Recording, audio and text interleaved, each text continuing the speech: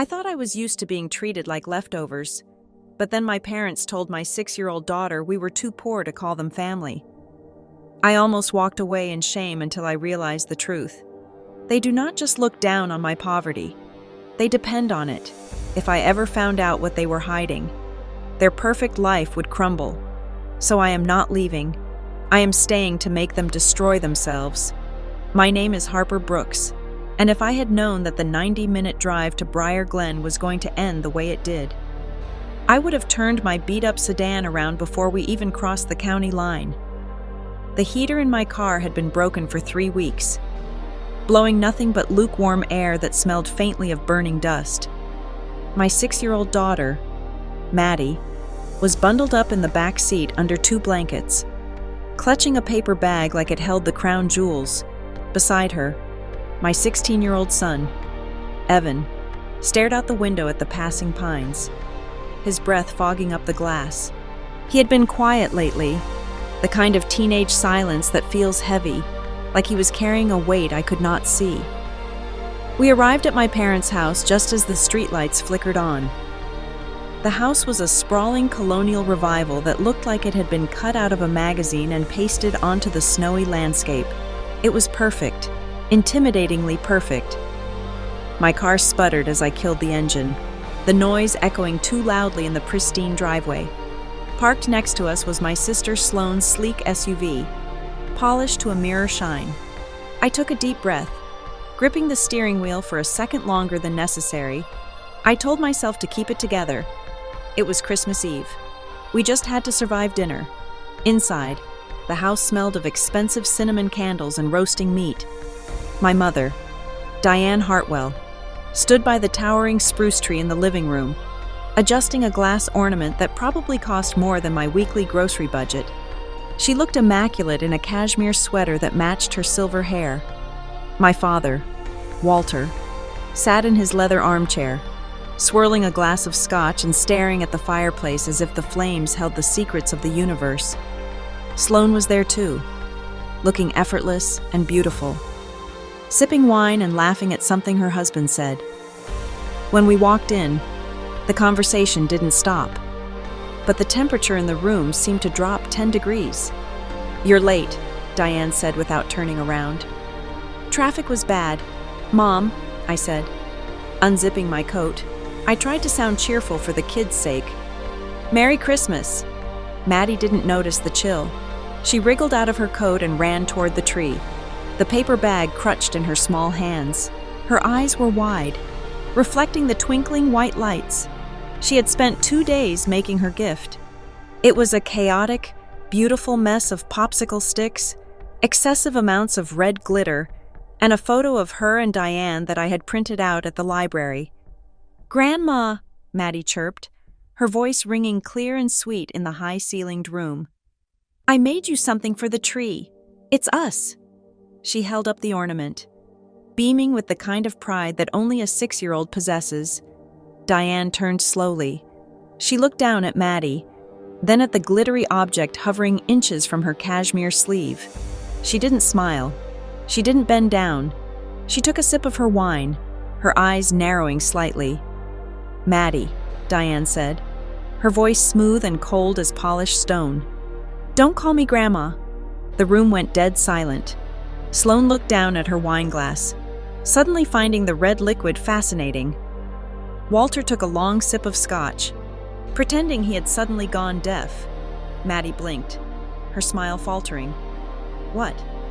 "I said, don't call me Grandma," Diane repeated, louder this time. She gestured vaguely at us, a wave of her hand that dismissed our entire existence. "Your family is too poor. It's embarrassing." I felt the blood drain from my face. My heart hammered against my ribs like a trapped bird. Diane wasn't finished. She looked at the popsicle stick star in Maddie's hand with genuine distaste. "And don't put that on my tree. Do not dirty my decorations with that cheap trash." Maddie stood frozen. Her lip trembled, and then the first tear spilled over, hot and fast. She lowered her hand, the ornament dangling by its yarn loop. I moved before I could think. I crossed the room in 3 strides and scooped Maddie up, pulling her face into my shoulder so she wouldn't see the look on her grandmother's face. I wanted to scream. I wanted to flip the table. But I had spent 30 years learning that emotions in this house were treated as weaknesses to be exploited. I swallowed the lump in my throat, forcing myself to remain calm, though inside, something vital had just snapped. "It's okay, baby," I whispered into Maddie's hair. "It's okay. We're leaving." I expected silence. I expected the usual passive-aggressive dismissal. I did not expect Evan. My son stood up from the sofa where he had been sitting. He hadn't taken off his coat yet. He walked over to where Diane stood. He was taller than her now, lanky but broad-shouldered. He didn't look like a child anymore. "Evan, sit down," Sloane hissed from the corner. Finally speaking up, Evan ignored her. He looked straight at Diane. He didn't yell. His voice was low, leveled, and terrifyingly adult. "I think you should give back what you took," Evan said. Diane scoffed, rolling her eyes. "Excuse me? I don't know what you are talking about, you rude boy." "Yes, you do," Evan said. He took a step closer. "You should fix it. You should give it back before I say it out loud." The change in Diane was instant. The arrogance vanished, replaced by a flash of pure, unadulterated fear. Her face went pale, the rouge on her cheeks standing out like clown paint. She didn't snap back. She didn't demand an apology. Instead, her eyes darted frantically to Walter. "Walter," she breathed, her voice trembling. It was a plea, a cry for help. It was the first time in my life I had ever seen my mother lose control. Walter looked up from his scotch, his eyes wide and alarmed. He started to stand up, his hands shaking slightly. "Now, son, let's not—" "We're leaving," I said, cutting through the tension. I didn't know what Evan was talking about, and right now, I didn't care. I just needed to get my children out of this toxic air before I suffocated. I grabbed Evan's arm with my free hand. "Evan, now!" Evan held Diane's gaze for 1 second longer, a challenge burning in his eyes, before he turned and followed me.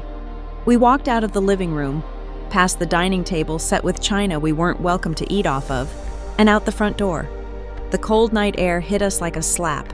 Bracing and clean, I buckled a sobbing Maddie into her car seat. My hands shaking so hard I fumbled with the latch. I slammed the door and got into the driver's seat. Evan slid into the passenger side.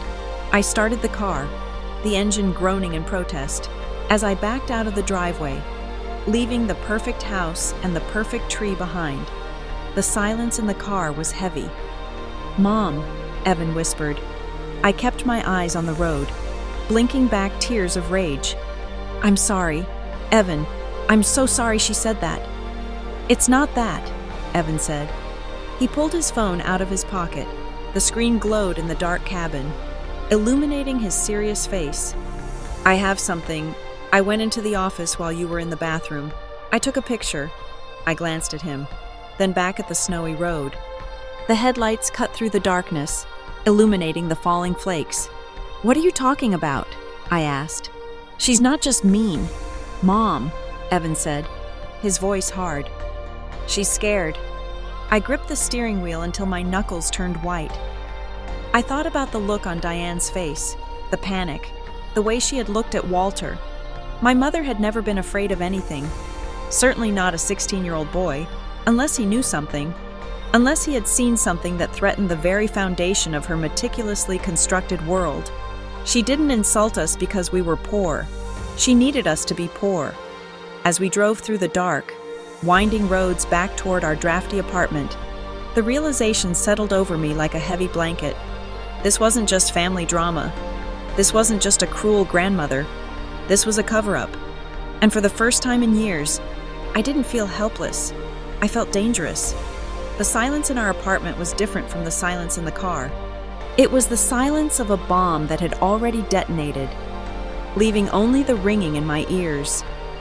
I laid Maddie down in her bed, tucking the duvet around her small shoulders, and kissed her forehead. She smelled like cold air and faint cinnamon from the candle at my parents' house, a scent that now made my stomach turn. I closed her door softly and walked into the kitchen where Evan was sitting at the small, chipped laminate table. He didn't say anything. He just slid his phone across the surface toward me. The screen was cracked in the corner.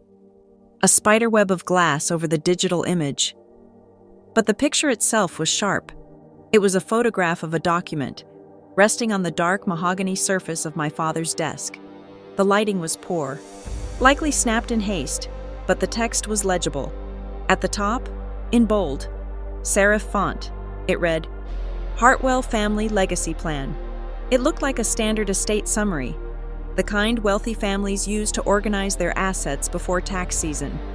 I scanned down the list of beneficiaries. There was my mother's name, my father's name, Sloane's name, and then there was mine. Or rather, there was where my name used to be. A thick, aggressive line of red ink had been slashed through Harper Brooks. It wasn't just a cross-out, it was an obliteration. Above it, in my mother's distinctive looping handwriting, was written, Sloane, but it was the note in the margin that made the breath catch in my throat. Boxed in for emphasis, the same red ink screamed a command, HB, do not notify. I stared at the screen until the pixels started to blur. Do not notify. You do not write, do not notify, unless there is something to be notified about. You do not write it unless the person being excluded has a legal or procedural right to the information you are hiding. If I had simply been written out of a will, there would be no need for secrecy during their lifetime. This was something else. This was active containment. When did you take this? I asked, my voice sounding hollow in the empty kitchen. Thanksgiving, Evan said. He was picking at a loose thread on his jeans, refusing to look at me. When you were helping with the dishes and Sloane was talking about her new boat, I went to the office to find the Wi-Fi password. Grandpa usually keeps it on a sticky note under the lamp. The file was just sitting there, open. Why didn't you tell me? Because I didn't know what it meant, he admitted. Finally looking up, his eyes were dark, tired beyond his 16 years. I just thought they were being them, being mean. But tonight, when Grandma said that thing about us being too poor, it clicked. She wasn't just insulting us. Mom, she was trying to make sure we felt like we didn't belong there, like we didn't have a right to ask questions. I sat down opposite him, the phone still glowing between us. Memories I had suppressed for decades began to resurface, arranging themselves into a new, terrifying pattern. I thought about how Sloane always had private meetings with my parents that I was excluded from. I thought about the time I asked for a small loan to fix my car 3 years ago, and my father had looked at my mother with panic in his eyes, before handing me $200 cash and telling me never to mention it. I had always assumed I was the black sheep because I wasn't successful, because I didn't marry rich, because I was a single mother. But looking at that red ink, I realized I wasn't a black sheep. I was a liability. Is it a will? Evan asked. I don't know, I said. It says legacy plan. That could be a trust. It could be an insurance policy. It could be a distribution of assets from a sale. I zoomed in on the image again. The paper looked heavy, expensive, the kind of bond paper used for official legal instruments. Mom, are we going to call them? Evan asked. Are you going to yell at them? I looked at my son. He was ready to fight. He had stood up to Diane Hartwell when I couldn't. But yelling wouldn't work. Yelling was what they expected. They expected Harper the failure, Harper the emotional wreck, Harper who came begging for scraps. If I called them now, screaming about a photo on a phone, they would deny it. They would burn the paper. They would say Evan forged it. They would gaslight me until I questioned my own sanity. No, I said slowly. We are not calling them. I stood up and walked to the counter where my work bag sat. I pulled out my laptop. For the last 5 years, I have worked as a chaotic claims coordinator at Crestview Risk and Claims. It is not a glamorous job. It involves staring at spreadsheets for 8 hours a day, cross-referencing policy numbers, and flagging inconsistencies in adjuster reports. My parents think I am a glorified secretary. They think I file papers. They are wrong. I don't just file papers. I track them. I know how to spot a timeline that doesn't add up. I know that when a date is backdated, there is always a digital footprint. I know that do not notify is corporate speak for we are breaking a rule and we need to bury the body. I spend my days hunting for the one receipt that proves a claimant is lying about a slip and fall. I know how to navigate the bureaucratic labyrinth that people like my parents think is impenetrable. They had made a mistake. They thought they were dealing with their poor, helpless daughter. They forgot they were dealing with a senior claims analyst who knows that the truth is always hidden in the paperwork. "We aren't going to get mad, Evan," I said, opening a new folder on my desktop. I named it simply, Case HB. "We are going to get even, but we have to be smart. This photo is a lead, but it's not proof. In court, it's hearsay. We need the original, or at least a certified copy." "How do we get that?" Evan asked. "We investigate," I said. "We treat this like a claim. We find out who drafted it. We find out when. We find out what legacy refers to." I looked at the red slash through my name one last time before closing the image viewer. It hurt. God. It hurt to see my own mother erase me so casually. But I pushed the pain down, compressing it into a cold, hard knot in my chest. I would use that knot for fuel. I would not let them see me cry over this again. I turned to Evan. "Go to bed. You did good, kid. You did really good." He hesitated, then nodded and went to his room. I sat alone in the kitchen, the hum of the refrigerator the only sound. I began to type, listing out everything I knew about my parents' financial life, their bank, their usual lawyer, the accounting firm my father complained about every April. I created a timeline. I started a list of potential witnesses. They wanted to play games with my life? Fine. They had spent my whole life making me feel small, making me feel like my poverty was a moral failing. They used my lack of money as a weapon to keep me silent and ashamed. I closed the laptop with a soft click. If they use poor as a shackle, then I will use the truth to unlock it. Wednesday afternoons were sacred in the Hartwell household. For as long as I could remember, my parents had a standing appointment at the Briar Glen Country Club. My mother played bridge with a ruthlessness that terrified the other wives, and my father sat in the cigar lounge, drinking scotch and talking about golf handicaps. They left at 1 in the afternoon and never returned before 5. It was the only window of time I had. I parked my car 2 streets over, tucked behind a row of overgrown hedges. I didn't want the neighbors to see the rusted bumper of my sedan and text my mother that her unfortunate daughter was lurking around. I walked the rest of the way, the winter air biting at my cheeks. In my pocket, I clenched a bright pink scarf that belonged to Maddie. It was my alibi. If I got caught, I wasn't snooping. I was just retrieving a beloved item my daughter had left behind in the chaos of Christmas Eve.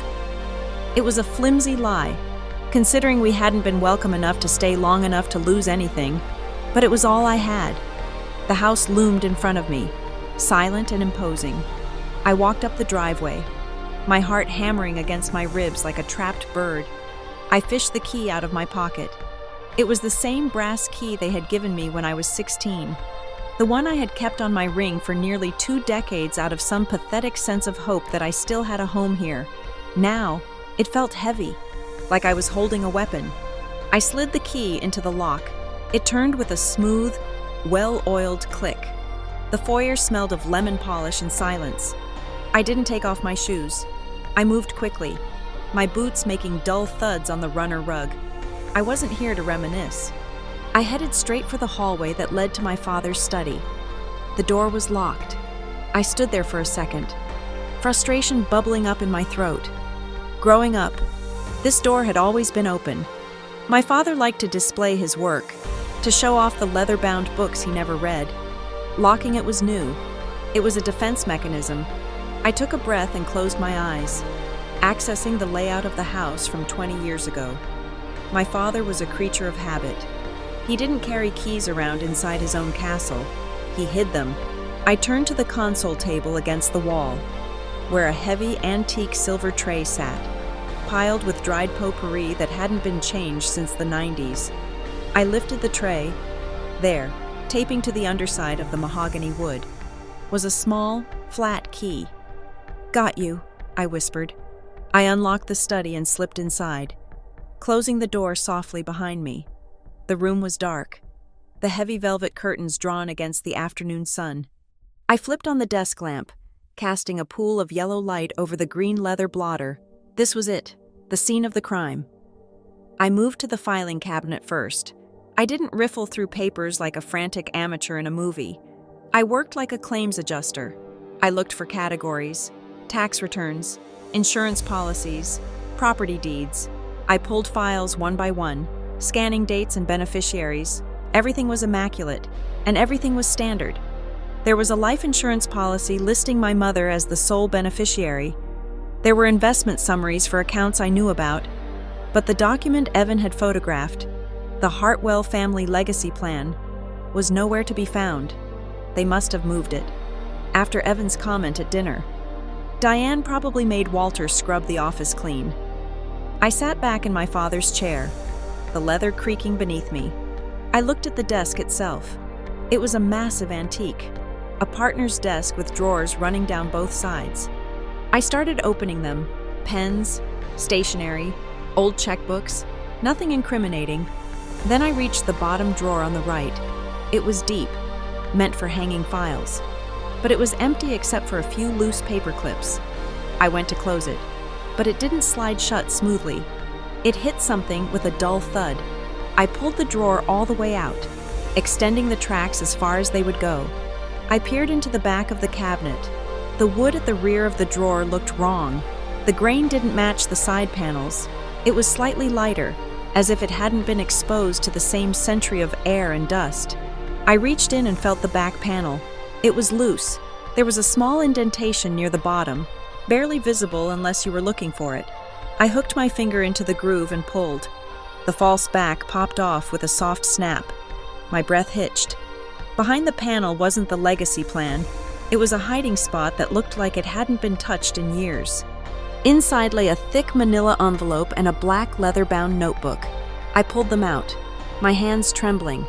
The notebook was old, the leather cracked and worn at the corners.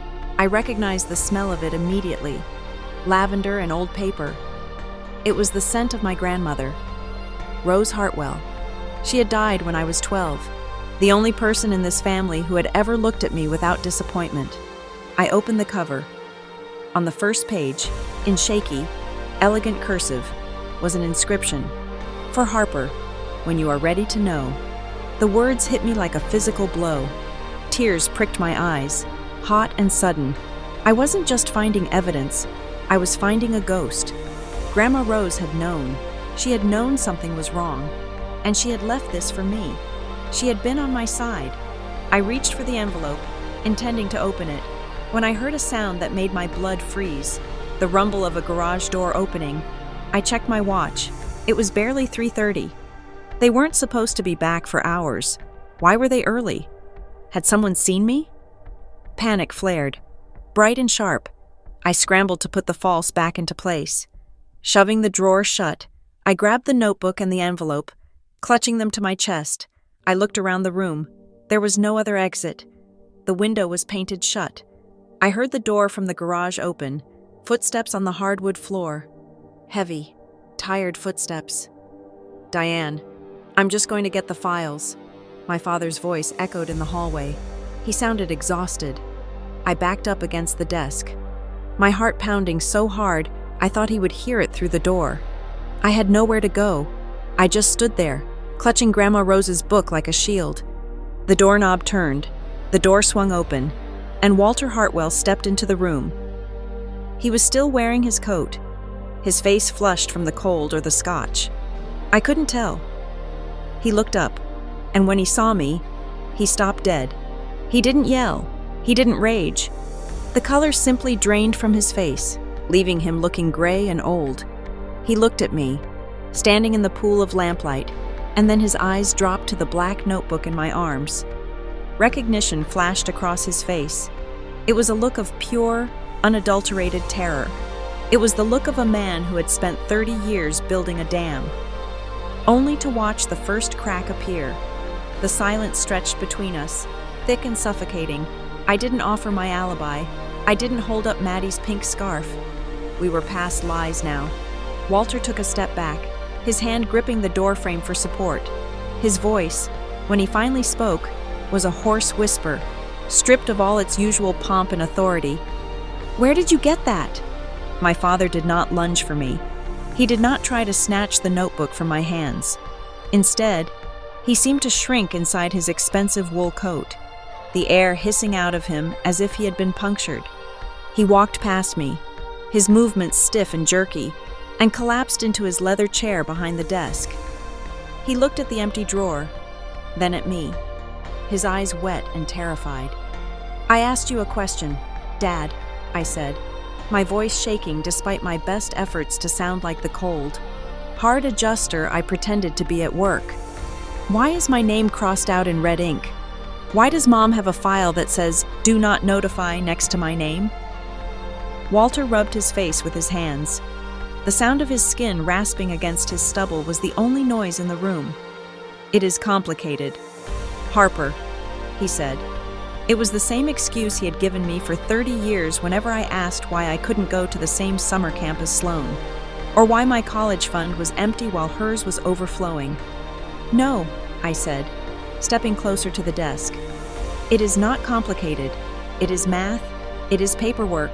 I see paperwork all day. It is either right or it is fraud. Which is it?" He looked up at me, and for the first time, I saw the man behind the father figure. He wasn't the strong patriarch I had feared as a child. He was a weak man, a man who had traded his spine for a comfortable life. "Your mother," he started, then stopped. He reached for a glass of water on the desk, his hand trembling so violently that the water sloshed over the rim, darkening the green leather blotter. "She was always afraid you would find out." "Find out what?" I demanded. "That you hate me? That I'm an embarrassment because I don't drive a Mercedes?" "No," the word burst out of him, sharp and pained. "Not that. Never that. I love you, Harper." "You have a funny way of showing it," I said. I held up the black notebook. "Grandma Rose didn't think it was complicated. She left this for me. What is in here, Dad? What is in the envelope?" Walter closed his eyes. "Rose never liked Diane. You know that. She thought your mother was grasping. When Rose died, she left a specific trust, a legacy fund. It was substantial. It was meant to be split evenly between you and Sloan." I felt a cold numbness spread through my limbs. And your mother was the executor," Walter whispered. "She said it was better if we managed it for you. She said you weren't ready, that you would waste it." "I was 12, I said. "Of course I wasn't ready then, but I am 32 now. Where is it?" Walter didn't answer. He turned away, reaching for a stack of files on the corner of his desk, perhaps looking for a distraction, or maybe a drink, but his hands were still shaking. He knocked the stack, and a cascade of papers slid off the polished wood and scattered across the floor between us. He froze. I froze, lying on top of the pile. Face up was a document that looked older than the others. It was yellowed at the edges. It wasn't a bank statement. It was a medical document, a genetic report, and a photocopy of a vital record. I knelt down before he could stop me. "Harper, don't," he pleaded. But he didn't move from his chair. He didn't have the strength to stop me. I picked up the paper. It was a DNA analysis from 30 years ago, attached to a photocopy of a birth certificate. I scanned it, expecting the cliché. I expected to see that Walter wasn't my father. I expected to see that I was the product of an affair. But Walter was listed as the biological father. Diane was listed as the biological mother. The biology wasn't the lie was the name. On the birth certificate copy, my name was listed, but the date of registration was 4 months after my actual birthday, and in the section for legal status of child, there was a complex, bureaucratic notation referencing a private petition for amended record. I looked closer at the legal notes stapled to the back. It was a correspondence from a lawyer to my parents, dated shortly after I was born, regarding the chaotic nature of the filing. since the original birth record was suppressed to hide the date of conception prior to the marriage license. The reissued certificate is technically a secondary filing, under the strict terms of the Hartwell Family Trust created by Rose Hartwell. Beneficiaries must be issue of the marriage with valid its primary vital records. The current status of the child, Harper, effectively renders her ineligible unless the original suppressed record is unsealed. I read it twice, then 3 times. They hadn't just stolen my money, they had stolen my existence. My parents had conceived me before they were married, a sin in their high society circle at the time. To hide the shame, they had messed with my birth records, delaying the registration to make it look like I was born in wedlock. But in doing so, they had created a legal loophole. According to Grandma Rose's strict, old-fashioned trust terms, the Harper on the fake birth certificate didn't qualify as a legitimate heir, and instead of fixing it, instead of admitting they had lied about their wedding date and unsealing my real birth certificate, they had chosen to keep the lie. They had chosen to keep me illegitimate on paper so they wouldn't look bad at the country club. "You traded my future for your reputation," I said. My voice was barely a whisper. I stood up, the paper crinkling in my fist. Walter looked at the floor. "It was only supposed to be temporary, until the scandal passed, but then the money was sitting there, and if we fixed your papers, the timeline would come out. Everyone would know we lied about the wedding date. Your mother, she couldn't handle the humiliation, so she humiliated me instead," I said. "She called me poor. She treated me like dirt, all to hide the fact that you two were the ones who broke the rules." "There was an agreement," Walter said weakly. "Diane made everyone swear, even the lawyer. We thought it would be easier if you just didn't expect anything." "Easier for you," I said. I looked at the man sitting in the chair. He wasn't a father. He was a co-conspirator. I didn't scream. I didn't throw the lamp. I felt a strange, icy calm settle over me. I had what I needed. I had the notebook. And now, I knew where the bodies were buried. I tucked the old yellow document into the notebook and held it tight against my chest. "I am leaving now, Dad," I said, "and I'm taking this with me." "Harper, please," Walter said, finally looking at me. "If you show that to anyone, it will destroy your mother." I looked him dead in the eye. "That," I said, "is entirely the point." I turned and walked out of the study, the sound of my boots heavy on the floor, leaving the door wide open behind me. I walked out of the house that had never been my home, carrying the truth that was about to burn it to the ground. I spent the next 48 hours consuming the notebook my grandmother had left behind. It was not a diary in the traditional sense. It was a ledger of suspicion. Rose Hartwell had been a sharp woman, sharper than my parents gave her credit for. And as her health declined, her paranoia, or rather, her intuition, had sharpened.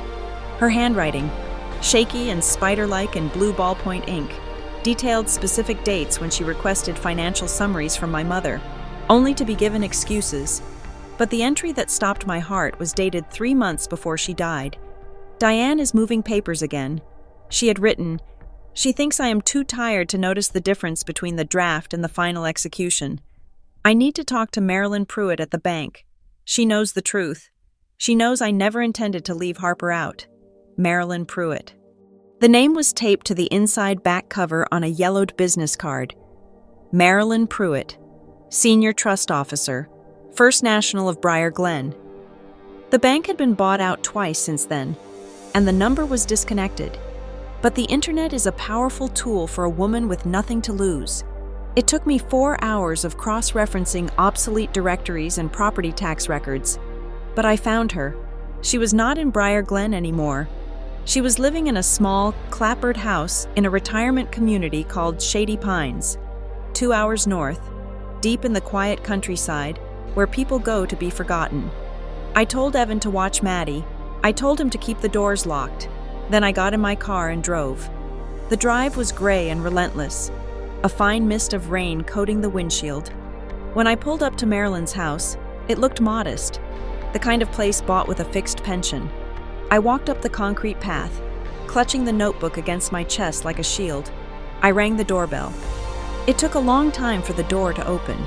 When it did, a woman peered out through the crack, the safety chain still engaged. She was in her 70s now, her hair white and cut short, her face lined with the kind of wrinkles that come from years of pursing one's lips in disapproval. "Marilyn Pruitt?" I asked. "Who is asking?" Her voice was sharp, suspicious. "My name is Harper Brooks," I said. "My grandmother was Rose Hartwell." The color drained from her face so fast, I thought she might faint. She tried to shut the door, but I put my hand on the wood. I didn't shove, I just held it firm.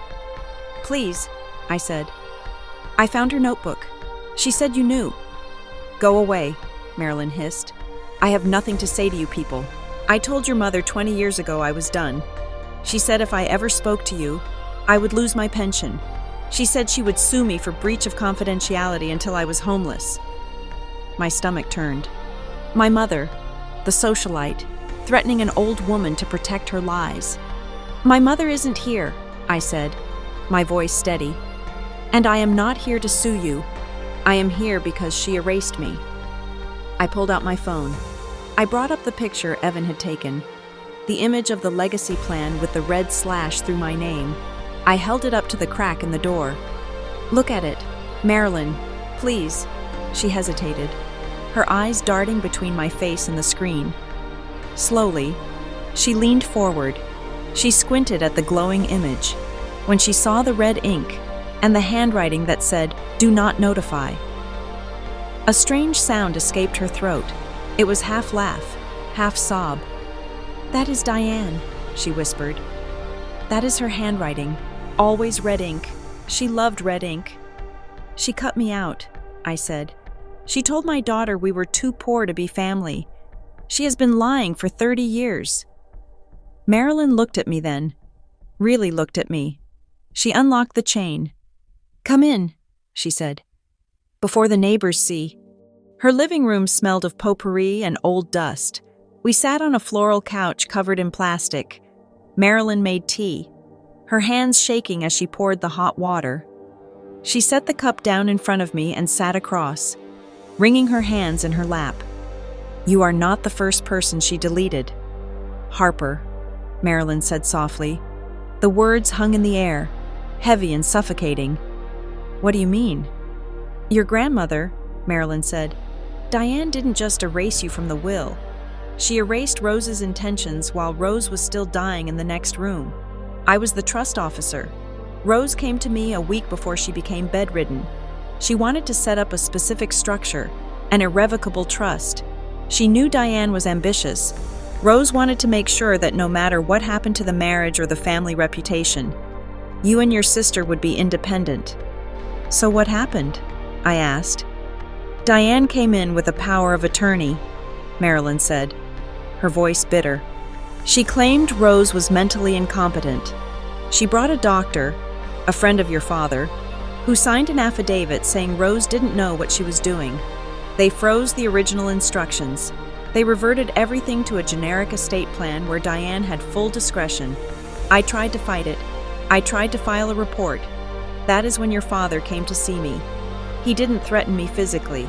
He just explained that the bank was a major client of his firm, and it would be a shame if I was fired for clerical errors right before my retirement vested." I felt a cold rage burning in my chest. "So they bought you." "They scared me," Marilyn corrected. "I was a single woman in my 50s. I needed that pension, so I looked the other way." She stood up and walked to a small bookshelf in the corner. She pulled out a thick Bible, and from within its pages, she extracted a small, silver key. It looked old, the kind of key used for safe deposit boxes from a bygone era. "But Rose was smarter than them," Marilyn said, turning back to me. "She knew they might get to me, so she made a contingency, a failsafe. She placed the key on the coffee table between us. Rose didn't trust the bank systems completely. She didn't trust the digital records that Diane could edit, so she opened a private archive box at a facility in the city. It is not a bank. It is a private secure storage firm.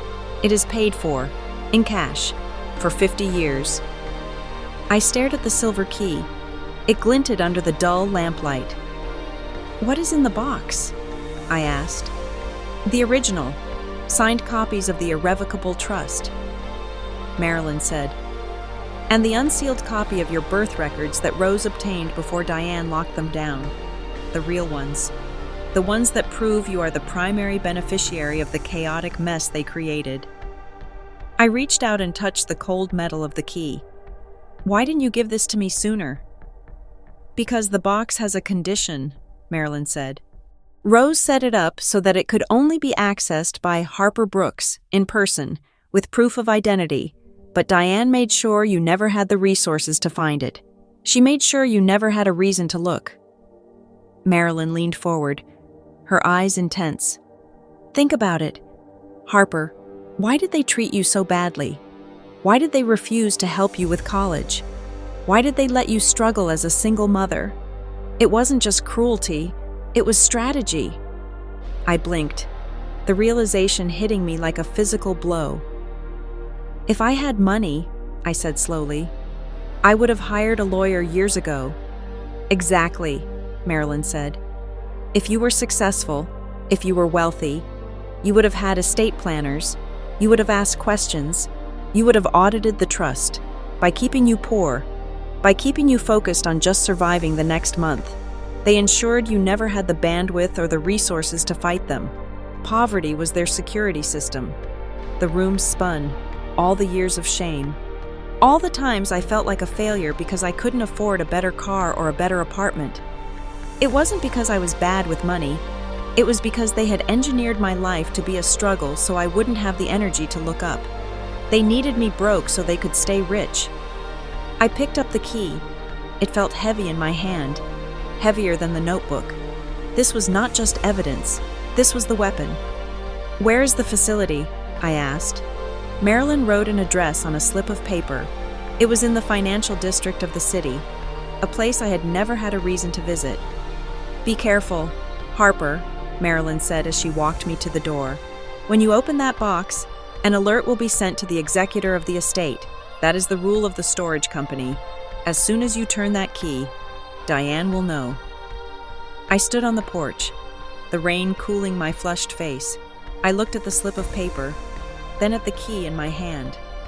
"Good," I said. "I want her to know." I walked back to my car, the gravel crunching under my boots. I wasn't just a daughter anymore. I wasn't just a victim. I was the person holding the match. And I was about to walk into a room full of gasoline. I placed the key in my pocket, right next to Grandma Rose's notebook. I had the map, I had the key. Now, all I had to do was prove I was who I said I was, and the whole empire would come crashing down. I sat across from Marcus Benton at the Benton and Lyle Advocacy Group, a small firm tucked away on the third floor of a brick building downtown. It was not the kind of high-rise glass tower my parents' lawyers occupied, but it smelled of old coffee and hard work, which I trusted more. I had laid everything out on his desk: the black notebook, the copy of the altered birth record, and the photograph Evan had taken of the legacy plan. "Mr." Benton adjusted his glasses, looking at the photo of the red-slashed document. "This is compelling, Ms. Brooks," he said, his voice gravelly. "But in a court of law, a photograph of a document on a phone is not a smoking gun. It is hearsay. It is a digital file that the defense will claim was doctored. We need the original. We need the paper with the ink still wet, or at least a certified forensic copy." "I have a key," I said, reaching into my bag. "I have the location of the archive box." "Good," he nodded. "But we have to be strategic. The moment you access that box, if what you say is true, the executor is notified. If we do not have our filing ready to drop the second that box opens, your mother could file an emergency injunction to seal the contents before we can catalog them. We need to build a case for probable cause first. We need a timeline." I went home and turned my kitchen table into a war room. For 3 nights, I did not sleep. I used my skills from Crestview Risk and Claims to construct a timeline that spanned 30 years. I started with the date of Grandma Rose's death. 2 days later, there was a withdrawal from her primary account for administrative restructuring. 1 week later, my mother bought a new car. I tracked every major financial event in my life against my mother's interference when I was 18 and got into a state university. My financial aid paperwork went missing in the mail. My mother had insisted on mailing it for me. I had to take a gap year, during which I worked at her friend's boutique for minimum wage. When I was 24 and found a decent apartment, the landlord suddenly rejected my application after a reference check. My mother was my only reference. I had to move back home for 6 months, paying her rent that was higher than the market rate. It was a pattern. Every time I tried to gain independence, a financial or administrative disaster struck, forcing me back under her thumb. They hadn't just neglected me, they had actively sabotaged me to keep me needy. I was in the middle of highlighting a bank transfer from 2005 when the doorbell rang. It was a courier. He didn't smile. He handed me a thick, heavy envelope and asked me to sign. I tore it open in the hallway. It was on heavy, cream-colored stationery with the letterhead of a terrifyingly expensive law firm. Cease and desist order. I read the legal jargon, my hands shaking.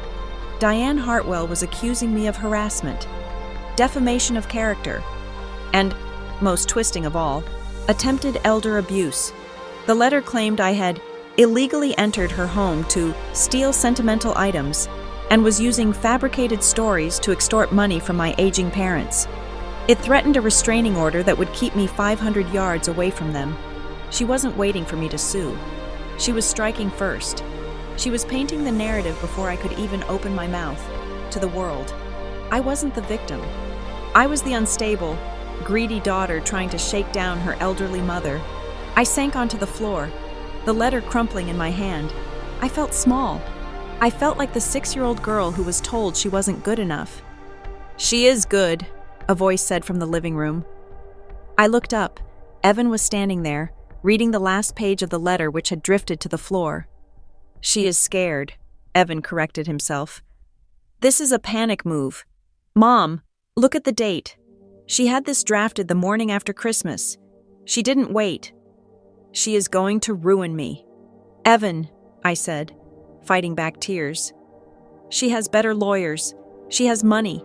She is going to make me look like a criminal." Evan sat down next to me on the floor. "Only if you play her game. She wants a fight. She wants you to call her screaming so she can record it and play it for the judge. She wants you to show up at her house banging on the door so she can call the police." He took the letter from my hand and smoothed it out. "So don't," he said. "Don't call, don't visit, don't give her a single emotional reaction. Let her scream into the void. We answer with paper." He was right. I stood up, wiping my face. I walked back to the kitchen table and picked up my phone. I blocked my mother's number. I blocked my father's number. I set up an auto-reply on my email that simply said, "Please direct all future correspondence regarding the Hartwell estate to my legal counsel. Mr. Benton." I was done being the daughter. I was the plaintiff. I spent the next day scanning every receipt, every email, every birthday card that contained a passive-aggressive check. I was building a fortress of facts. Then, my phone buzzed. It was a number I didn't recognize. I hesitated, then answered. "This is Harper. Harper, it's me." The voice was breathless, ragged. It was Sloan, my perfect sister, the golden child, the one whose name was written in red ink over mine. "I can't talk to you, Sloan," I said, my finger hovering over the end call button. My lawyer said, "Shut up and listen," Sloan hissed. She sounded like she was hiding in a closet. "You have to stop digging. You don't know what she is like right now. She is destroying things. Harper, she is shredding files in the office. She burned hard drives in the fireplace last night." I froze. "What?" "She knows you took the notebook," Sloan whispered. "Dad told her. She is scrubbing everything. She told me that if I helped you, she would make sure I lost custody of the twins. She said she would ruin my husband's practice." I gripped the phone. For years, I had envied Sloan. I thought she was the princess in the tower. Now I realized she wasn't the princess. She was the prisoner. She had the money. Yes, but she had paid for it with her freedom. She was just as terrified of Diane as I was. Sloan, I said, keeping my voice low. If she is destroying evidence, that is a crime. If you know about it and you don't say anything, you are an accessory. I can't, she sobbed. She pays for everything. The house, the school fees, the club memberships. I have nothing in my own name. She made sure of it. It was the same trap, different cage, same lock. You can help me, I said. You don't have to testify. You just have to tell me where she moved the money. I know she moved it recently. The timeline doesn't match. There was a long silence on the other end. I could hear Sloan breathing, terrified. She created a shell company, Sloan whispered, the words rushing out. 3 weeks ago, she called it Rosewood Holdings. She is moving the liquid assets there so they don't show up in the main trust if you audit it. Thank you, I said. Harper, Sloan said, her voice trembling. She isn't going to stop. She would rather burn the money than let you have it. Let her try, I said. I hung up. I looked at my timeline. I picked up a red pen, my mother's favorite color, and wrote Rosewood Holdings at the very end of the list. I wasn't scared anymore. The cease and desist letter lay on the floor. Forgotten. My mother thought she was fighting a war of intimidation. She didn't realize she was fighting a war of documentation, and I had just been given the coordinates to her bunker. I picked up the phone to call Mr. Benton. Get the paperwork ready, I said. We are filing for an emergency freeze on an entity called Rosewood Holdings, and then I am going to open the box. The text message from Sloan had been brief.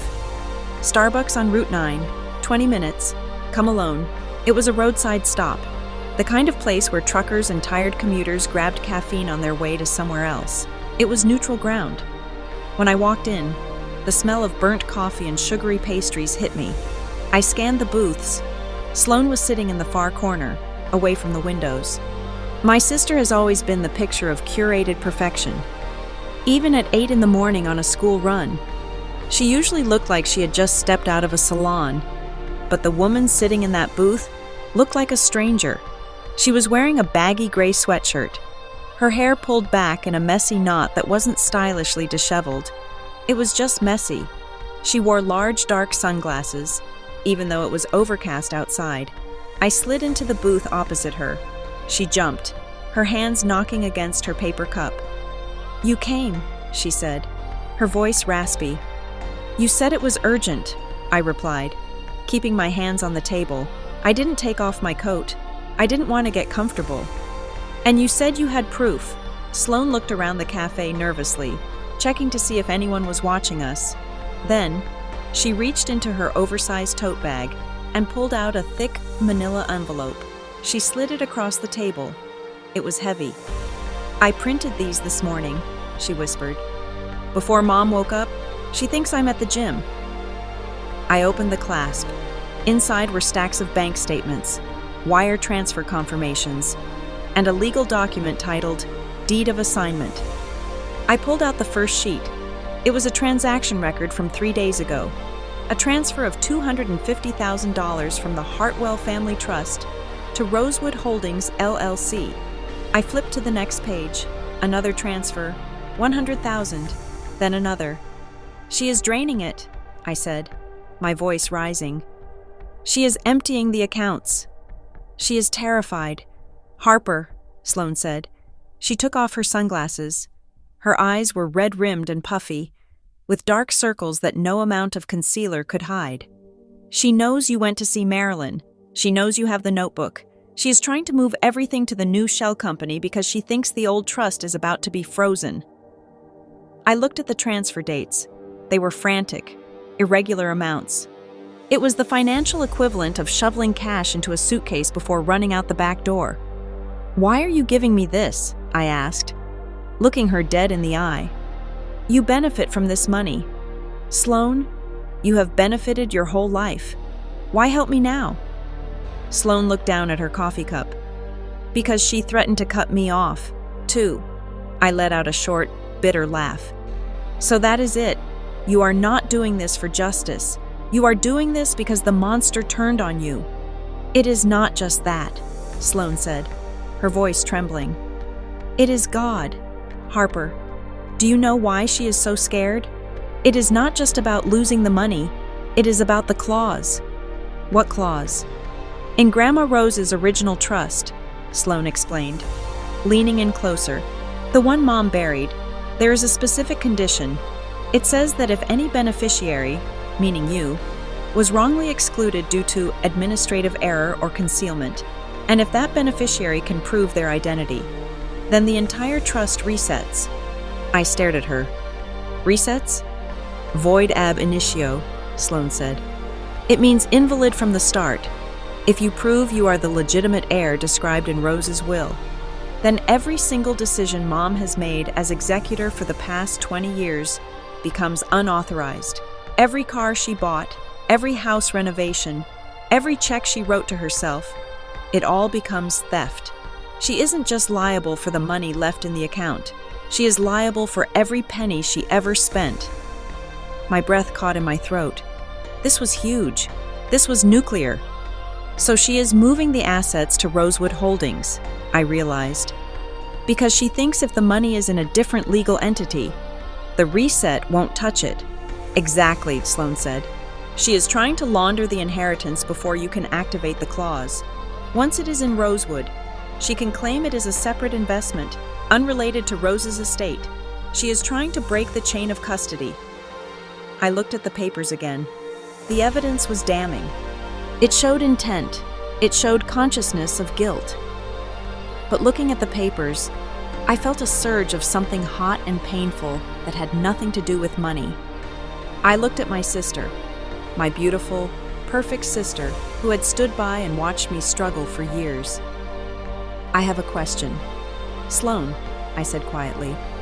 She looked up, bracing herself. I get the money part, I said. I get that you were scared of her, but Christmas Eve, when she told Maddie, my 6-year-old daughter, that we were trash, you sat there, you sipped your wine, you looked at the wall. Sloane flinched as if I had slapped her. Why? I asked, my voice cracking. I don't care about the bank accounts right now. I care about that. Why did you let her break my daughter's heart? Sloane started to cry. Silent, ugly tears that ran down her cheeks. Because I am a coward, she whispered. Because she has owned me for so long. Harper, I don't know how to be a person without her approval. I have a big house and a husband and 2 kids, and none of it is really mine. She paid for the house. She got my husband his job.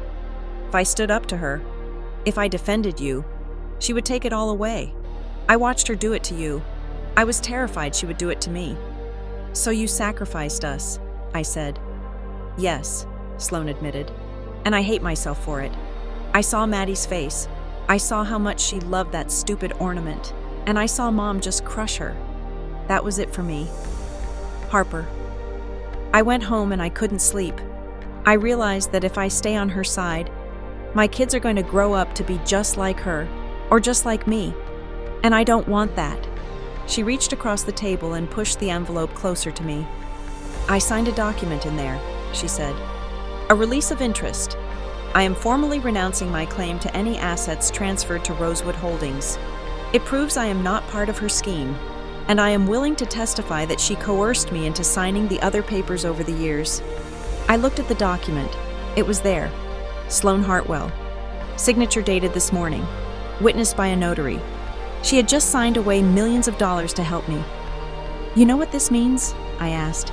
If we win, Mom goes down, Dad goes down. The reputation you care about so much, it is going to be destroyed. Let it burn, Sloane said. I just want out. She wiped her face with a napkin, smearing mascara on the cheap paper. But I have one condition, she said. I stiffened. What? My kids, she said fiercely. Liam and Sophia, they don't know any of this. They love Grandma Diane. Please, keep them out of the papers. Don't let the lawyers drag them into depositions. I will give you whatever you want. My testimony, the documents, everything. Just don't let this war hit my children. I looked at her. For the first time, I didn't see the golden child. I saw a mother who was just as desperate to protect her cubs as I was. I am not her, I said. I don't use children as leverage. Your kids are off limits. Sloane let out a breath she seemed to have been holding for days. She nodded. Okay, she said. Then you need to hurry. She has a meeting with her offshore banker at 2 o'clock today. She is trying to move the Rosewood funds to an account in the Cayman Islands. If that happens, you will never see it. I checked my watch. It was 10 in the morning. 2 o'clock? I asked. Yes. She is doing it via video call from the house. I grabbed the envelope. I grabbed my bag. Thank you, I said. Sloane didn't smile. She just looked tired. Don't thank me yet. Just stop her. I stood up to leave, but stopped. Sloane, I said. She looked up. You are not a coward, I said. Not today. I turned and walked out of the coffee shop. The bell chiming behind me. The rain had stopped. The air was cold and sharp. I had the timeline. I had the key to the archive box. And now, I had the inside map of the enemy's movements. I dialed Mr. Benton as I ran to my car. Marcus, I said as soon as he picked up, draft the injunction. We are not waiting for the box. I have proof of imminent asset dissipation. We need to get a judge to sign an emergency order before 2 o'clock. Harper, that is a long shot, he warned. I have a witness, I said, starting the engine. And I have the wire transfer receipts. We are going to court. I pulled out onto the highway. Merging into the fast lane, the speedometer climbed past 60, then 70. I wasn't running away anymore. I was hunting. And for the first time in my life, I wasn't the poor relation begging for a seat at the table. I was the one flipping it over. The storage facility Marilyn had directed me to was not a bank. It was a private vault company tucked into the basement of an unassuming Art Deco building in the financial district. The air inside was cool and smelled of recycled oxygen and polished steel. It was the kind of place where people kept things they wanted to exist, but not be seen. I approached the front desk, my heart hammering a rhythm against my ribs. The clerk, a man with a severe haircut and no sense of humor, asked for my identification. I handed over my driver's license and the passport I had dug out of my bottom drawer. He scanned them, his eyes flicking between my face and the screen. We have a signature card on file for Box 712, he said, his voice flat. It requires a biometric match and a security phrase. I placed my hand on the scanner. The light swept green. Security phrase? He asked. I swallowed hard. Marilyn hadn't told me a phrase. I closed my eyes, thinking of Grandma Rose. I thought of the smell of her lavender perfume and the way she used to sneak me peppermint candies during church. Lavender and dust, I guessed, my voice trembling. The clerk paused. He typed something into his console. For a second, I thought I was going to be escorted out by security. Then, a buzzer sounded. Access granted, he said, sliding a clipboard toward me. Room 3, you have 1 hour. I walked down the long, silent corridor, the silver key Marilyn had given me burning a hole in my pocket. Room 3 was a small, private viewing room with a metal table and a single chair. A moment later, a security guard brought in a long gray metal box. He set it on the table and left me alone. I inserted the key. It turned with a satisfying, heavy click. I lifted the lid. Inside, there was no gold, no jewelry. It was just paper. But to me, it was worth more than a diamond mine. I lifted out the stack of documents. Preserving their order, the first thing I saw was a letter addressed to me, in the same shaky handwriting as the notebook. My dearest Harper. It read, If you are reading this, then I failed to protect you while I was alive. But I hope I can protect you now. I set the letter aside, my vision blurring. Beneath it lay the original trust instrument. It was thick, bound in blue paper. I flipped through the pages, my finger tracing the legal jargon until I found the distribution clause. It was clear. It was absolute. 50% of the total residue of the estate to be held in trust for Harper Brooks. To be distributed upon her 25th birthday. There were no conditions about conduct, no conditions about marriage, and certainly no conditions about administrative approval from my mother. But it was the next document that made the hair on the back of my neck stand up. It was a memorandum titled, "Regarding the amended status of HB," attached to a photocopy of a court petition. I read it, and the air left the room. It was a petition to seal my original birth records and issue new ones under a modified date of conception plea. But the handwritten notes in the margins, notes in my mother's distinct, sharp script, told the real story. "If the date is moved," she had written, "does this disqualify HB under the legitimate issue clause of the 1990 trust?" Next to it, a lawyer's scrawl replied, "Technically, yes. If the birth record does not align with the marriage certificate timeline, the trust administrator has the discretion to categorize the beneficiary as a disputed claimant and withhold distribution indefinitely." They hadn't just hidden the scandal of my birth. They had weaponized the paperwork to strip me of my rights. My mother had asked if it would hurt me, and when the lawyer said yes, she had signed the paper anyway. I dug deeper into the box. At the bottom, wrapped in bubble wrap, was a small black digital voice recorder. It looked old, a model from the early 2000s. I pressed the play button, praying the battery still held a charge. There was a hiss of static, and then a voice filled the small room. "I am telling you, it is too risky. Diane." It was a man's voice. I recognized it vaguely. Mr. Collins, the family's old accountant who had died 10 years ago. "It is not risky if she never asks," my mother's voice cut in. It was younger, sharper, but unmistakably her. "She is a child, Arthur. She doesn't know how to read a balance sheet." "She will grow up," Collins argued. "She will get a lawyer." And then, my mother said the words that I would never forget, the words that rewrote my entire history. "She won't get a lawyer, Arthur, because lawyers cost $500 an hour, and as long as Harper never has the money to hire someone to check the papers, we are safe. We keep her tuition low. We keep her rent high. We make sure she is always worried about groceries, and she will never have the time or the energy to worry about trusts." I clicked the stop button. The silence in the room was deafening. I sat there, staring at the gray wall. All those years I thought I was just unlucky. All those years I thought I was a failure because I couldn't save money, because one flat tire would ruin my month. It wasn't bad luck. It was a budget line item in my mother's strategy. Keep Harper poor. It was an oppression tactic.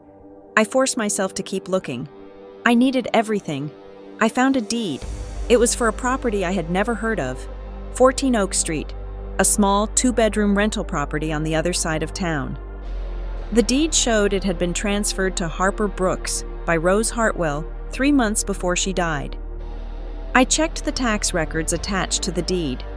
For 20 years, the property taxes had been paid by the Hartwell Family Trust.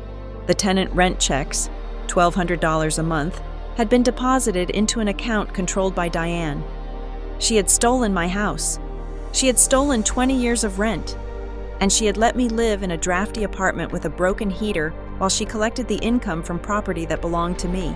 Then I saw the withdrawals, pages of them. Management fee, $5,000. Consulting retainer, $3,000, every month. Money was being siphoned out of the estate into my mother's personal accounts under vague, administrative titles. It was embezzlement, plain and simple. I packed the box. I took everything. I walked out of the vault and into the lobby, my phone already at my ear. "Marcus," I said when my lawyer answered. "I have it. I have the original trust. I have the deed to a house she stole, and I have a recording of her admitting to the scheme." "Where are you?" Marcus asked, his voice urgent. "I am leaving the vault. Did you file the injunction?" "The judge is reviewing it now," Marcus said. "But Harper, you need to see the news. Your mother didn't wait for the lawsuit." "What do you mean?" "Check the Briar Glen community page. Check the local news feed." I hung up and opened the browser on my phone. There, at the top of the local news feed, was a video. It was my mother, standing on her front porch, looking frail and devastated. She was wearing a modest cardigan, wiping a tear from her eye. "It breaks a mother's heart," she was saying to the camera. "You try to do everything for your children. But my daughter Harper has always struggled with stability. And now, she is attacking us. She is demanding money that doesn't exist. She has been harassing us, threatening us. The headline underneath read, "Local philanthropist Diane Hartwell, victim of elder abuse attempt." She was playing the victim card. She was using her reputation as a pillar of the community to paint me as the villain before the first court document was even unsealed. I felt a surge of nausea. People were commenting, "How terrible. Kids these days. Poor Diane." I got into my car, tossing the box onto the passenger seat. I looked at the comments again. They called me greedy. They called me unstable. Then, I looked at the background of my phone. It was a picture of Maddie, smiling with chocolate on her face. Diane Hartwell thought she could shame me into silence one last time. She thought that if she turned the town against me, I would retreat to my corner and hide. She thought I was still the daughter who desperately wanted her approval, but she was wrong. I started the car. I wasn't doing this for me anymore. I wasn't doing this for the house, or the money, or the apology I would never get. I was doing this so that when Maddie grew up, she would know that her mother didn't let the bad guys win just because they were loud. "You can lie to the cameras, Mom," I whispered to the empty car, "but you can't lie to the judge." I put the car in gear and drove straight to the courthouse. The courtroom in the county courthouse smelled of floor wax and stale coffee, a scent that did little to mask the tension hanging in the air. My mother, Diane Hartwell, sat at the defense table looking smaller than I had ever seen her. She was wearing a soft, pastel cardigan that I had never seen her wear before, likely purchased specifically for this occasion to soften her sharp edges. She dabbed at her dry eyes with a tissue, playing the role of the heartbroken matriarch to perfection. Her lawyer, a man named Sterling who cost $600 an hour, opened with a narrative that made my stomach turn.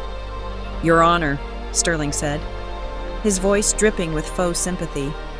"This is a case of a troubled young woman, Harper Brooks, who has unfortunately struggled with financial instability her entire life. Lashing out at the parents who have only ever tried to protect her, this petition to freeze assets is nothing more than a shakedown based on paranoia and forged documents." For a moment, I saw the judge, a stern woman with glasses perched on her nose, look at me with skepticism. I felt the familiar burn of shame, the old feeling that I was the problem, the mess, the disappointment. Then Marcus Benton stood up. He didn't use flowery language. He didn't use emotion. He used the box. "Your Honor," Marcus said, placing a heavy stack of files on the bench, "we are not here to discuss feelings. We are here to discuss arithmetic, and the arithmetic of the Hartwell estate does not add up." He walked the court through the timeline I had built. He showed the date of Grandma Rose's death. He showed the immediate transfer of assets. He showed the deed to the house on Oak Street, the house that legally belonged to me but had been generating income for my mother for 20 years. "This is not paranoia," Marcus said, holding up the deed. "This is theft. The plaintiff, Harper Brooks, is the legal owner of a property that has generated over $280,000 in rental income since 2006. Not 1 cent of that money ever reached her." Diane's lawyer objected, claiming the funds were held in care for my benefit. "Then why?" Marcus countered. "Was the money used to pay for Mrs. Hartwell's country club dues?" The courtroom murmured. Diane stiffened, her tissue balling up in her fist. "I call Marilyn Pruitt to the stand," Marcus announced. The doors opened, and the elderly woman I had met in Shady Pines walked in. She looked terrified, clutching her purse, but she walked straight to the stand. When she swore to tell the truth, she looked directly at Diane. "Ms. Pruitt," Marcus asked, "did you oversee the original trust drafting for Rose Hartwell?" "I did," Marilyn said, her voice shaking but clear. "Rose wanted 50% of her estate to go to Harper Brooks directly. No conditions, no oversight by Diane. And why was that not executed?" "Because Diane Hartwell threatened me," Marilyn said. The courtroom went silent. She told me that if I didn't certify the new, altered version of the will, the one that gave her full control, She would use her husband's influence to have me fired and blacklisted from the banking industry. I was 58. I needed my pension, so I stayed quiet. Sterling tried to cross-examine her, asking if she had proof of these threats, implying she was senile, but Marilyn didn't break. "I don't need proof of the threat," she snapped. "I have proof of the original document. It is in the box." Then came the blow that Diane didn't expect. "I call Sloan Hartwell Miller," Marcus said. Diane's head snapped toward the back of the room. She looked at Sloan, her eyes widening in genuine shock. She had assumed Sloan was still under her thumb, still bought and paid for. Sloan walked to the stand. She looked tired, but she didn't look at our mother. She looked at me. "Mrs. Hartwell Miller," Marcus said, "you are a beneficiary of the current estate plan. If your sister wins this case, you stand to lose significant assets. Why are you testifying?" "Because I am tired of the lies," Sloan said quietly. "My mother told me that Harper was unstable. She told me that we had to keep the money from her for her own good. She made me sign papers transferring rights, telling me it was to protect the family legacy. I didn't know I was signing away my sister's life." "She is lying," Diane hissed from the defense table, forgetting her fragile act for a split second. "She just wants more money." Sloan turned to her mother. "I don't want any of it, Mom. I have signed a release. I am giving it all back. I am here because you hurt Maddie. You hurt a 6-year-old girl because you were afraid of the truth." The judge looked at Diane, her expression hardening. The harassed mother mask was slipping. "Your Honor," Marcus said, "we have one final piece of evidence." He plugged a USB drive into the court's AV system. It was the digital transfer of the audio recording from the black box. The courtroom filled with the sound of static, and then my mother's voice rang out. Clear and arrogant. "She won't get a lawyer, Arthur, because lawyers cost $500 an hour, and as long as Harper never has the money to hire someone to check the papers, we are safe." The silence that followed was absolute. It was the sound of a reputation dying. Diane sat frozen. Her face was pale, her mouth slightly open. She looked at the jury box, then at the judge, realizing that everyone had just heard her admit to strategic, predatory poverty against her own child. "Mrs. Hartwell," Marcus said, turning to face her, "did you or did you not deliberately suppress Harper Brooks's income to prevent her from auditing the estate?" Diane didn't answer. She looked at Walter. My father was sitting behind her in the gallery, his head in his hands. "Walter," Diane snapped, Tell them we did it to protect the family name." Walter stood up slowly. He looked older than he had the day I found him in the study. He looked at me, his eyes full of tears. "Mr. Hartwell," the judge said, "sit down or take the stand." "I want to speak," Walter said, his voice breaking. He walked to the railing. "We didn't do it to protect Harper. We did it to hide the date." "Walter, shut up!" Diane shrieked. "We lied about when Harper was conceived," Walter said, ignoring her. "We changed her birth records, but the trust required a legitimate birth certificate. Instead of fixing the lie, Diane decided to erase Harper's claim. She said it was better to have a poor daughter than a scandalous one." He looked at me. "I am sorry. Harper, I am so sorry." "You coward!" Diane stood up, slamming her hands on the table. The pastel cardigan slipped off her shoulder, revealing the tension in her frame. "I did what I had to do. If I hadn't changed those papers, the entire estate would have been locked up in probate. I saved this family." "Mrs. Hartwell, sit down," the judge ordered, banging the gavel. "No," Diane shouted, her control completely shattering. She pointed a shaking finger at me. She was never supposed to know? The plan was perfect. If that ungrateful girl hadn't gone digging, none of this would matter.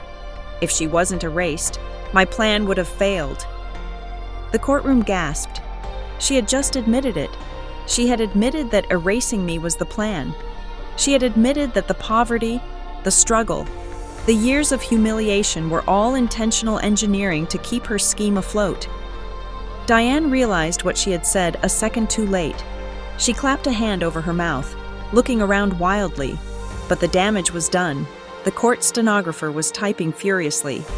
The judge was glaring at her with cold fury. Marcus Benton sat down. He didn't need to say another word. The judge cleared her throat. Given the extraordinary nature of the evidence presented, specifically the admission of fraud and the suppression of legal documents, I am granting the plaintiff's request for an immediate emergency injunction. She looked down at Diane. All assets held by Diane Hartwell, Walter Hartwell, and the entity known as Rosewood Holdings are hereby frozen, effective immediately. I am also referring this matter to the District Attorney's Office for a criminal investigation into fraud, embezzlement, and document tampering. Diane collapsed into her chair, sobbing. But this time, nobody offered her a tissue. This time, nobody looked at her with pity. I looked across the aisle at Sloane. She gave me a small, tired nod.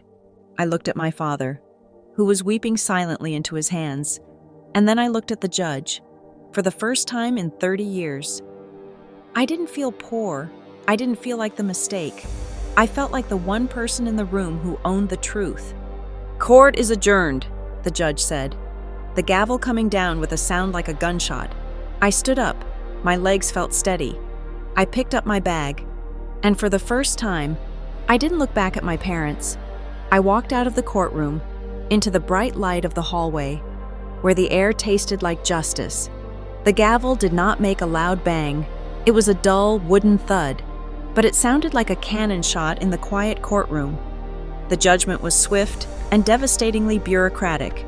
The judge ruled that the amended birth certificate and the subsequent suppression of the original trust documents constituted a breach of fiduciary duty. The court declared the modifications void ab initio, invalid from the start. This meant that the timeline reset to 1996. It meant that every decision Diane Hartwell had made regarding the estate for the last 30 years was unauthorized. My mother did not scream. She did not cry. She simply deflated. The woman who had ruled Briar Glen with an iron fist and a checkbook sat slumped in her chair, watching her empire dissolve into a pile of court orders. She did not go to prison. That only happens in movies. In the real world, wealthy people who commit white-collar fraud make deals. Her lawyers scrambled to negotiate a restitution agreement to avoid a trial that would humiliate her further. She was forced to liquidate Rosewood Holdings. She had to sell the vacation home in the Hamptons. She was stripped of her role as executor and banned from serving as a trustee for any financial instrument in the state. But the real punishment wasn't the law. It was the loss of control. For a woman like Diane, being told she could no longer sign a check without a court monitor was a fate worse than a jail cell. A week after the verdict, I sat in Mr. Benton's office to sign the final paperwork. He slid a document across the desk that explained the mystery that had started it all. The red ink. "We found the internal bank compliance manual from 1990, Mr. Benton said, tapping the page. "You were right to be suspicious of the do not notify note." "Because she hated me?" I asked. "No," Mr. Benton said. "Because of automation. Grandma Rose's trust had a dead man's switch clause. If the primary beneficiary, you, was ever formally notified of the trust's existence, the bank's computer system would automatically lock the account and send a duplicate of the original file to a state auditor for verification. It was a safety feature Rose paid extra for." I stared at him. "So the red ink, it wasn't just a note to her secretary," he explained. "It was a command to stop the computer trigger. If Diane had ever let a single letter reach you, the system would have frozen her out 30 years ago. She didn't keep you poor because she despised you, Harper. She kept you poor because your poverty was the only thing stopping the computer from auditing her." I laughed. I laughed until I cried. My entire life of struggle, the missed meals, the bad apartments, the shame of not being able to buy Maddie a new coat, it was all just to prevent a database from updating. Walter moved out of the big house 2 days later. He didn't make a scene. He just packed a suitcase and moved into a rented condo near the golf course.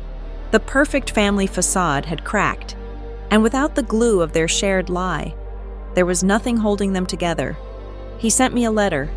It didn't ask for forgiveness.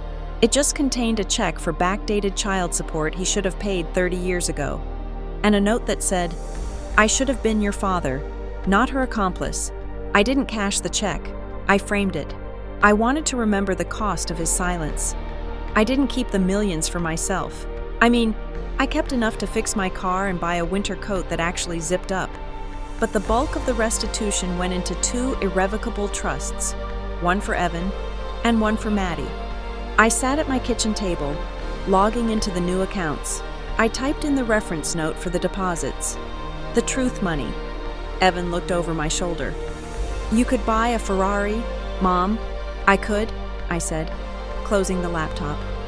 "But I would rather buy you the freedom to never have to ask anyone for anything ever again." We moved out of the drafty apartment. But we didn't move into a mansion. We moved to 14 Oak Street, the small 2-bedroom bungalow that Grandma Rose had left me. It had been rented out by my mother for years, but now it was empty. It needed paint. The floors creaked. The garden was overgrown. But when I unlocked the front door, it smelled like potential. It smelled like mine. Sloane came to visit on a Tuesday. She didn't drive her SUV. She took a cab. She looked lighter. Somehow, without the weight of Diane's expectations pressing on her shoulders. She stood on the porch, holding a box. "I didn't know what to bring," she said awkwardly. "So I brought pizza." "Pizza is good," I said, stepping aside to let her in. Maddie was in the living room, coloring on the floor. When she saw Sloane, she stiffened. She remembered Christmas Eve. She remembered the silence. Sloane put the pizza down and sat on the floor, right next to Maddie. She didn't try to hug her. She just looked at the drawing. "I am sorry about the ornament, Maddie," Sloane said softly. "It wasn't trash. It was beautiful, and I should have said so." Maddie looked at her with the skepticism only a child can muster. "Grandma said we were poor." "Grandma was wrong," Sloane said, her voice catching. "You were never poor, honey. You were just waiting for your mom to go get what belonged to you." It wasn't a movie ending. We didn't braid each other's hair, but we ate the pizza, and Sloane laughed when Evan made a joke about Grandma's new court-appointed budget monitor. It was a start. That night, after everyone had left, I sat on the back porch of my new house. The air was crisp. I took out a piece of stationery, the expensive kind my mother used to use, and wrote one final thing. It wasn't a lawsuit. It was a thank you note. "Dear Mother, you spent 30 years trying to teach me that I was nothing without your money. You thought that by starving me of resources, you would break me, but you made a mistake. You didn't break me. You trained me. You taught me how to survive on nothing. You taught me how to stretch a dollar, how to endure humiliation, and how to fight when my back was against the wall. You gave me the very tools I used to destroy you. I am not keeping the money because I am greedy. I am keeping it because I am a mother, too. And unlike you, I will use it to build a shield for my children, not a weapon against them. Don't worry about the do not notify clause anymore. Consider yourself notified. Harper." I dropped the letter in the mailbox. I didn't care if she read it. I didn't care if she burned it. It wasn't for her. It was for me. I walked back inside.